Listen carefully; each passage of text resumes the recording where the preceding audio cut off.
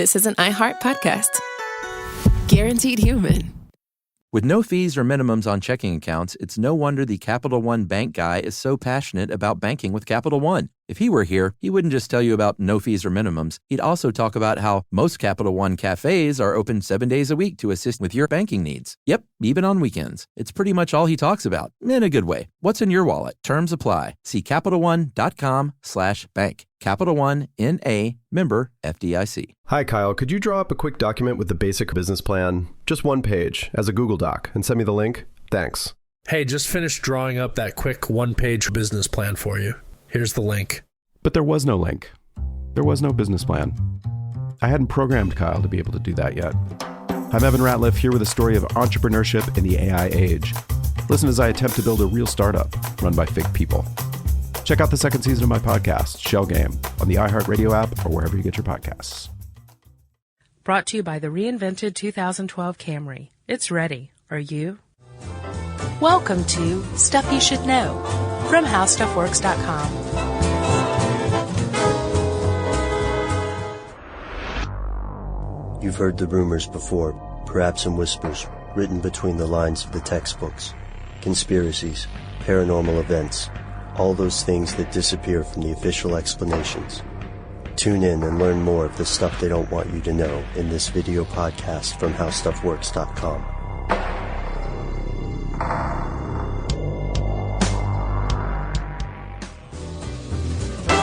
Hey, and welcome to the podcast. I'm Josh Clark. With me, as always, is the lovely and esteemed Charles W. Chuckers Bryant. How you doing, buddy? I'm alright. How are you? Slightly under the weather, I see. Tad? Yeah, everyone send out their well wishes. Oh, thanks. That's right. You'll be well by the time this comes out, though. Probably, but it'll still warm my heart to see well wishes. Yeah, exactly. Chuck, I don't know if you got the email, but we've been asked to mention a couple of shows that are coming out, companion shows that are coming out on the Science Channel. The Road to Punkin' Chunkin' and Punkin' Chunkin' itself. Naturally. Yeah. Yeah, and that, Josh, is Thanksgiving night, if you're bored after your turkey, on the Science Channel. Starting at 8 p.m. 8 Eastern Time, right? Yeah. So, can we get back to it? Yeah, let's do it. Great. Chuck, Josh. do you remember coming into that delivery room from the womb with your mom going, and you all wet and nasty and cold all of a sudden, and everything's bright, and there's people spanking you, and you're suddenly a little perturbed? I remember being perturbed. That sounds like last Friday night for me. No, I don't remember that. I'm not talking about any goat being around. Okay. So. I don't remember that. Nor do I. I'm totally full of it. And apparently no one remembers this. That's true. Being born is impossible as far as we know. As far as we know. Agreed. Yeah.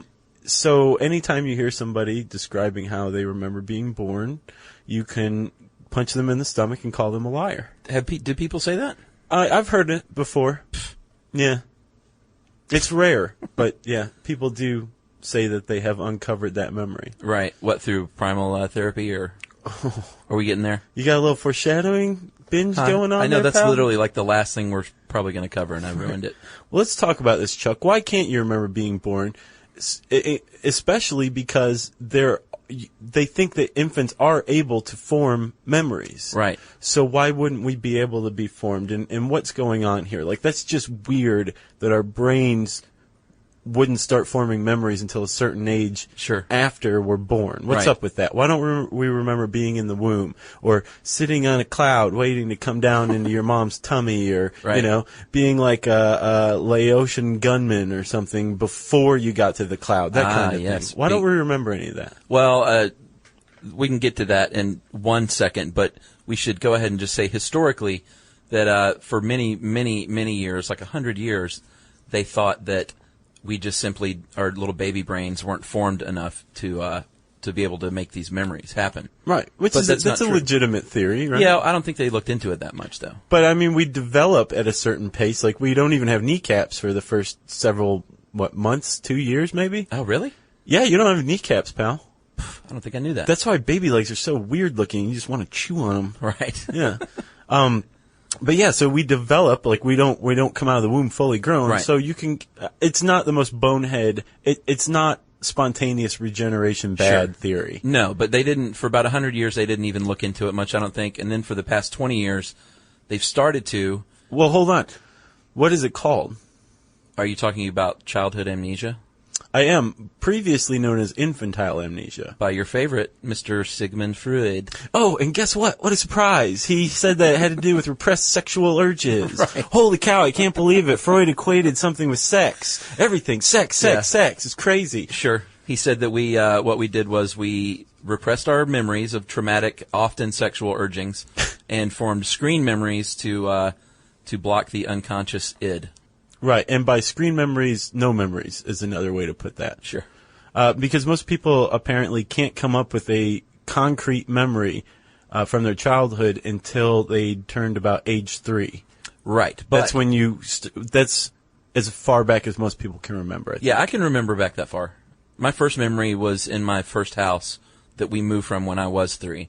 And I remember very specifically a couple of things. I remember my mom wrapping her wedding ring on the back window when it was time to come in and eat. And I remember right before we moved out, we were eating on the floor. There was, all the furniture was gone. And the next door neighbor, Billy Bright, came up to our screen door and stood in the doorway and just watched us eat. And I remember that. Huh. And I was 3. Gotcha. What about you? My earliest memory, I must have been pretty young because I was still wearing diapers. So I was 17. Definitely less than, I was younger than 7. Okay. And I was banging goodbye on a storm door. And my older sister Karen was babysitting me, and my mom was leaving. That's how I used to say goodbye. So I couldn't talk. So I was definitely younger than 6. Sure. And I was banging on the storm window and just put my arm right through it. And I remember that scene. But that's my earliest. Well, no wonder memory. you remember that. Were you cut and wounded? I don't remember pain or anything like that, but I was definitely bleeding everywhere. I remember my sister Karen just screaming bloody murder. She was so freaked out. I love that you were mannish enough at that age to put your arm through a storm door. Yeah, I was like, it's nothing. Don't worry about it, Karen. It's not a Josh door. Right, yeah. And then I went and started a fire.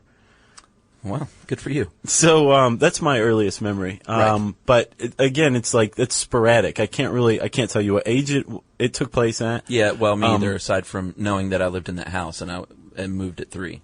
One of the things that I recognize that as a very concrete memory, though, is that there's no photos of it. Apparently, if you look through family photos, it's very easy to generate false memories. Okay. That makes sense. Or, obviously you can support the memories that you do have, as vague as they are, by looking at family photos, but these serve as cues. There were no photos of this one, and I was wearing diapers, so to me this constitutes my earliest memory. We'll get to the cues as well in a minute.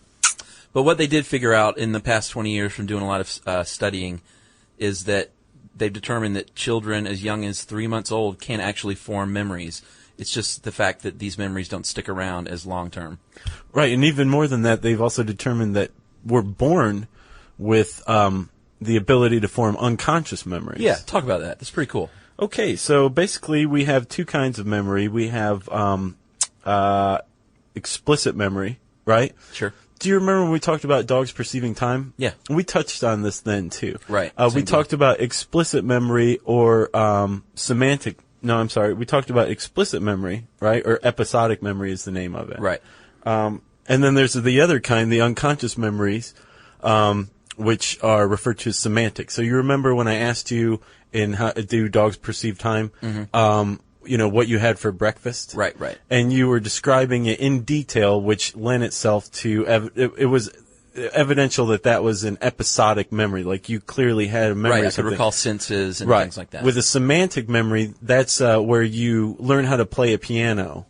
And you might not remember learning to play the piano, but you can remember how to play the piano because you learned it. You're accessing a different kind of memory. Right, and oddly enough, if you lose your memory in an accident or something and have amnesia, you may be able to still remember how to play the piano. I find this stuff absolutely fascinating. Yeah, me too. Okay, so for unconscious memory, we're born with that, but it does take several months, if not years, to start to develop episodic memory, right? Right. So how does episodic memory work? Well, is that what are you talking about encoding? Yeah. Okay. Well, the brain, obviously, to create a memory, you need to create a synapse, which is just a connection firing within your brain. Yeah, between two neurons. Right. And what happens is when you have a memory, you encode that memory, that sensory information, into your memory bank, and then from there your brain categorizes it, kind of files it away like you would on your computer. Yeah. Isn't that weird to think about this, Chuck? There are a series of brain cells in your brain right now. Right. Just a few. that are connected via synapses. Yeah.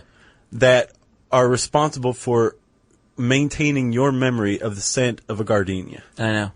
How mind-boggling is that? My brain is melting. Okay, so when you think of the scent of a gardenia, you can come up with it, right? Yeah. You can kind of remember what it's like. I'm right there. Apparently, when you smell a gardenia over and over, you can pick up more elements of that smell. Oh, more nuances within the smell? Right, exactly. And you can add to that memory more and more and more. That makes sense. Right? But also, the more that you think about the scent of a gardenia, the more that you recall it, the stronger that memory gets, right? Yeah, I would think so. Yeah. Kind of like a chef with their palate. So, yeah, right. But, I mean, it's like if you train yourself to think of something or you think of something a lot naturally, your memories of it become stronger. Right. Because that neural connection through the synapses becomes stronger. Okay. Biochemically stronger. Yeah, that makes sense. Yeah. Like when I think of milk steak. I can recall that scent because I think about it on a daily basis. I don't know what that is, but that's like the second time this week I've heard that. What is milk steak? Well, it was from It's Always Sunny in Philadelphia last week. Okay, so what was that? A milk steak is a real thing. I think it's a steak that's literally boiled in milk. And I get the impression that it's some old school, like from the 1800s or something. Okay. But it was very funny, obviously, on that show for Charlie to say it's his favorite food.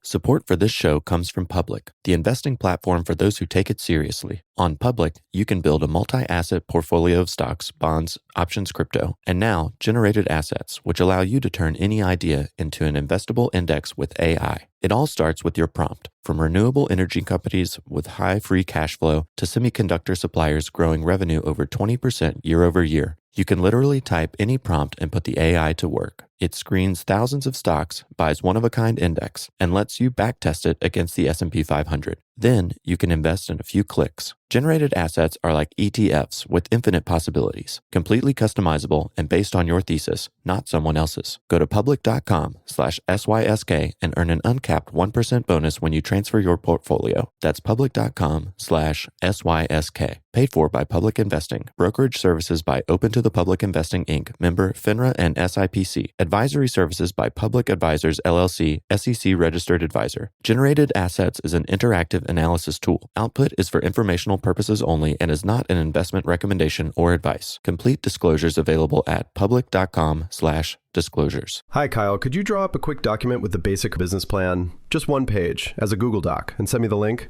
Thanks. Hey, just finished drawing up that quick one-page business plan for you. Here's the link. But there was no link. There was no business plan. It's not his fault. I hadn't programmed Kyle to be able to do that yet.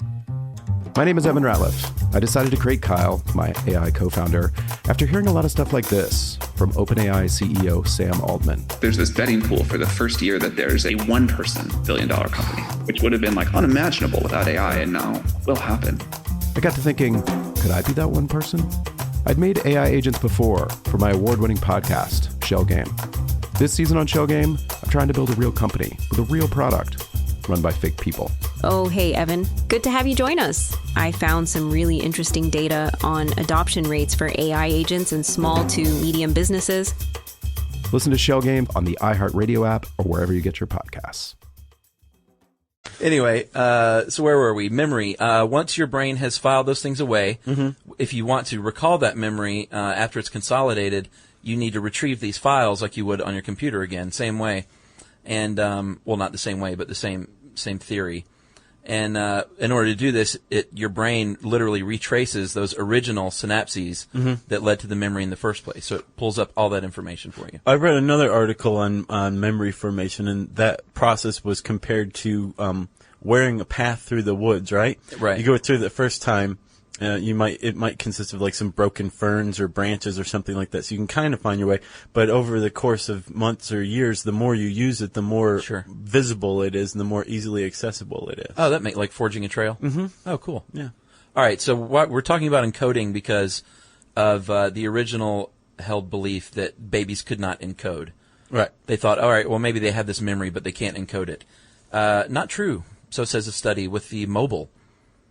The little babies in the mobile. In the ribbon? How yeah, cute they is would. That? They Their little kneeless baby leg. They took these little chubby baby legs, and they we're talking 2 and 3 month olds, and they tied ribbon to I guess jute rope would have been cruel to little tender baby legs, right? Or to sew it with like a rusty needle and twine. Yeah, so they take ribbon and they tie it to a baby's legs, and then tie it to a mobile above their head, and they found that a baby learned that by kicking their legs they would make the mobile move, which made the babies coo and purr, I would imagine. But I thought babies always kick their legs, so I kind of wondered about this. That one, I found that same, I had that same idea myself, because later on, when they placed the same babies under a mobile, they would start kicking their legs like they wanted to make it move with the ribbon, although the ribbon was no longer attached, and they took from that they remembered that if you're under a mobile, kick your legs. Maybe and it they're moves. just saying, I don't have kneecaps.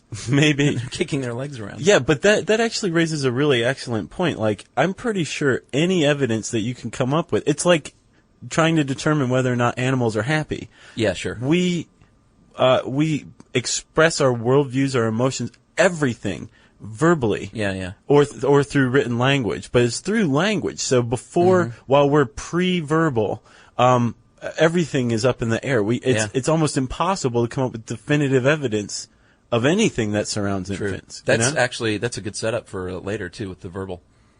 But that's just a tease. Okay. Just to close on that study though, they found that 6-month-old babies actually picked up that relationship between kicking legs and the mobile moving faster. So this is what led them to think that babies actually gradually accelerate that instead of, oh, we have no memory, and all of a sudden it's my 3rd birthday, and now I do have memory.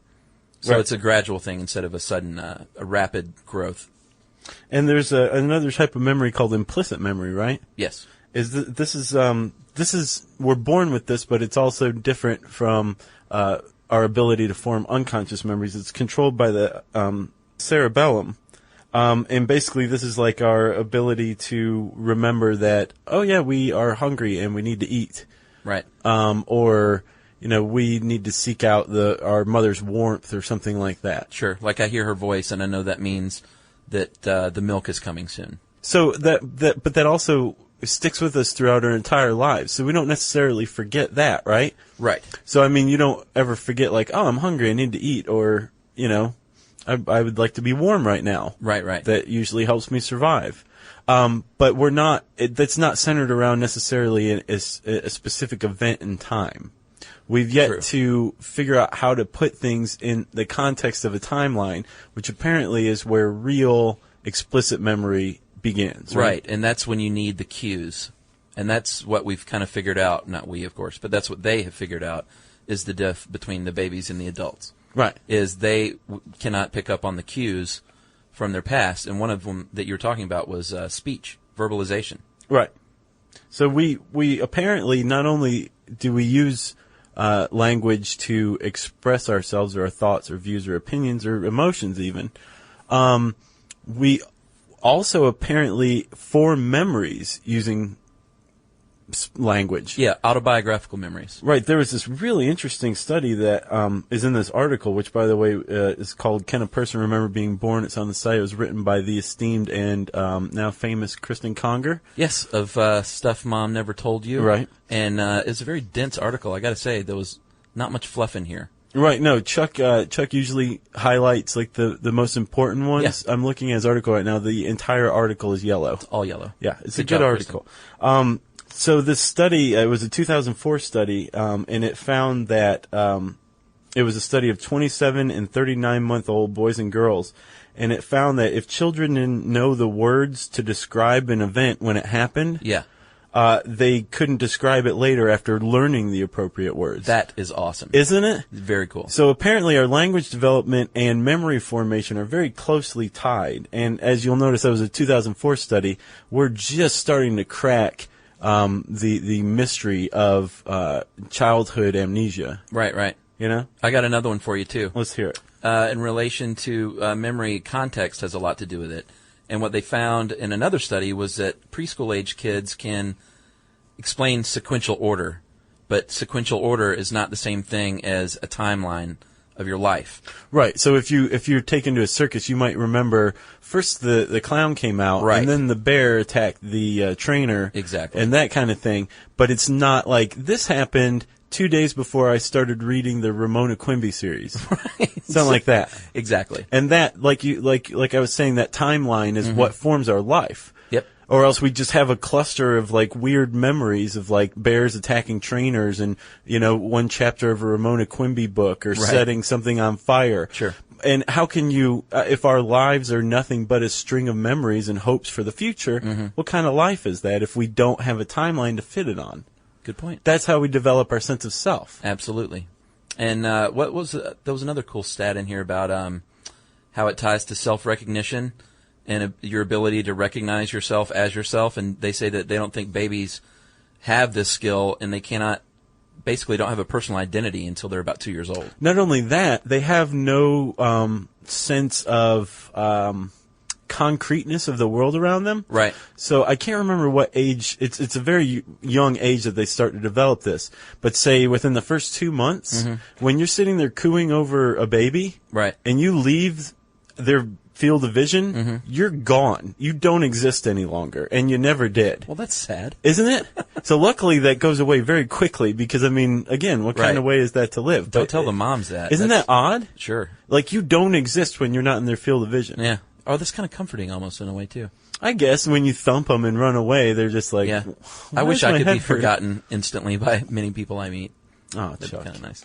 And what about the cultural aspect of this? I found this interesting as well, Stat Boy. Yeah, they found that, and this isn't surprising for some reasons, but they found in relation to memory that Westerners' personal memories focus more on themselves, whereas Easterners remember themselves as part of a group scenario. Isn't that? Yeah, it's because we're selfish.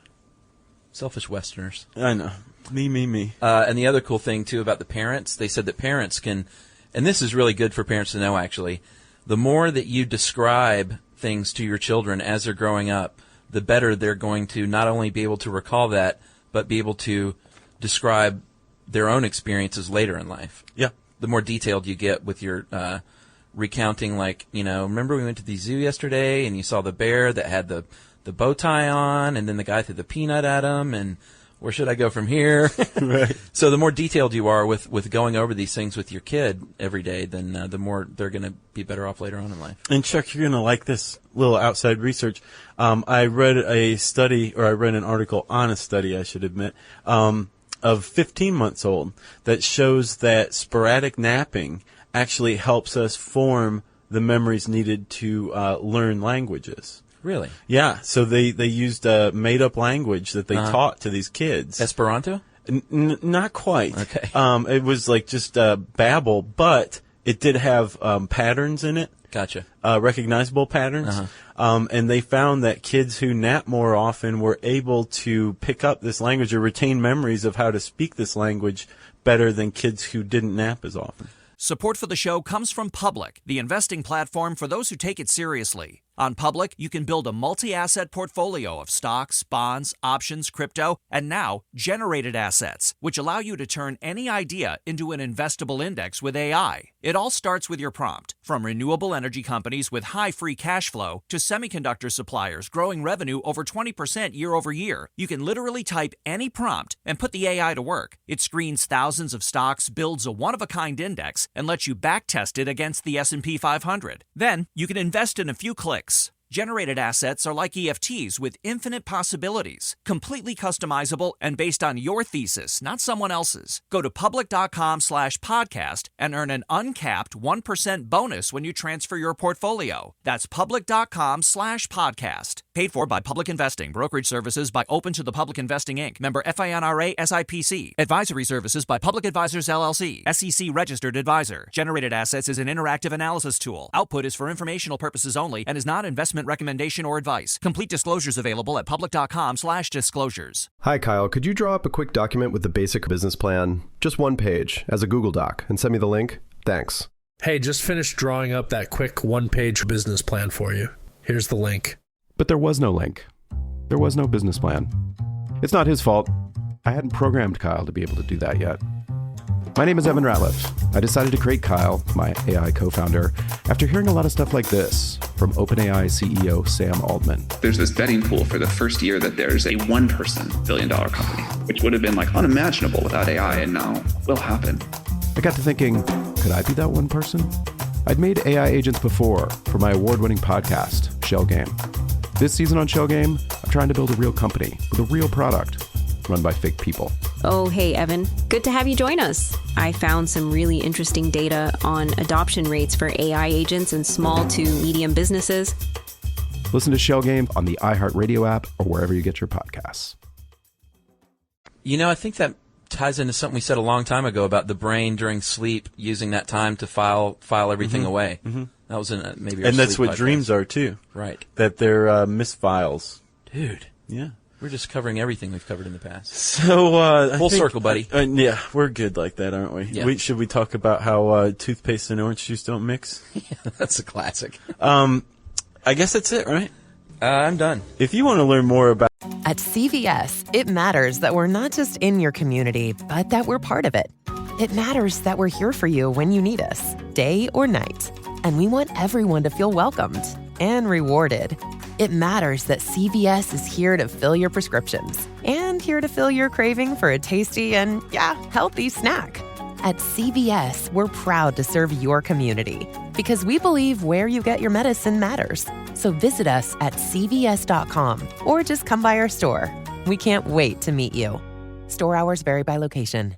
Hi, Kyle. Could you draw up a quick document with the basic business plan, just one page, as a Google Doc, and send me the link? Thanks. Hey, just finished drawing up that quick one-page business plan for you. Here's the link. But there was no link. There was no business plan.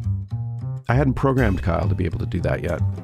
I'm Evan Ratliff, here with a story of entrepreneurship in the AI age. Listen as I attempt to build a real startup run by fake people. Check out the second season of my podcast, Shell Game, on the iHeartRadio app or wherever you get your podcasts.